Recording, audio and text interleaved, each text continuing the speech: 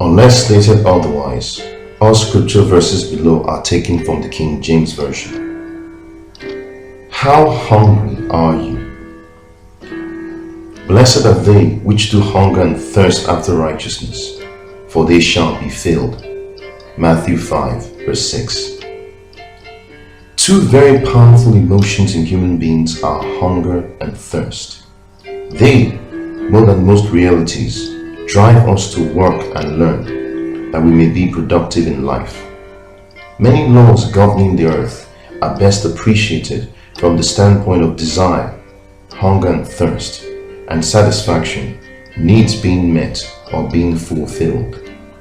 Most of our hopes and dreams are fueled by hunger and thirst, be they relationships, education, employment, or social inclusion, wanting others to respect us as we respect them. One might make the argument that hunger and thirst define human destiny more than any other thing. Do you know that the God of the Bible hungers and thirsts as well? 2 Chronicles 16:9, John 4:23 and 24. He hungers for you. 2 Corinthians 12:14.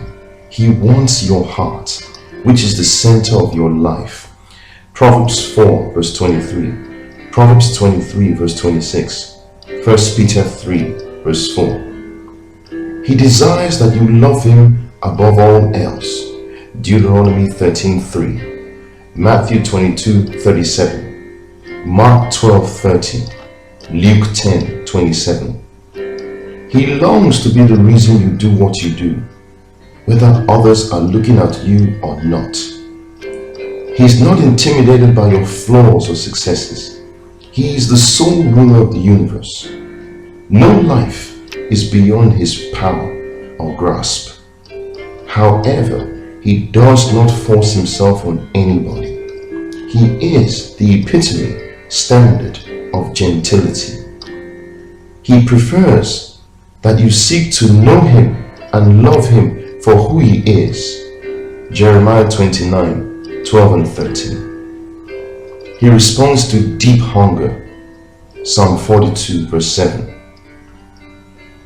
It is unlikely that any human being will truly seek to know and love the God of the Bible for who he is and not enjoy a genuine relationship with him in this life. This should be the mother of all desires. You did not bring yourself to this world. Depending on people as your source rather than channels for provision and fulfillment in life is one mistake we should pray heaven never lets us make.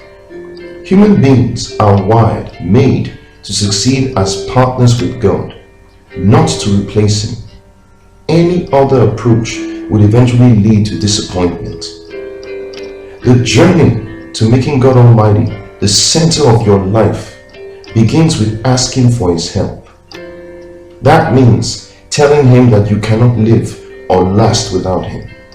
Tell him that you desire to walk with him and make him the standard for your life.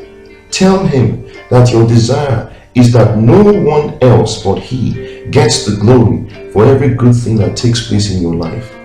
Tell him to help you learn not to blame him for the mistakes you make or have made in life or things you do not understand, but to help you learn from them and trust him. Above all, tell him to help you have the right motives all the time as you walk with him. You will be glad you did.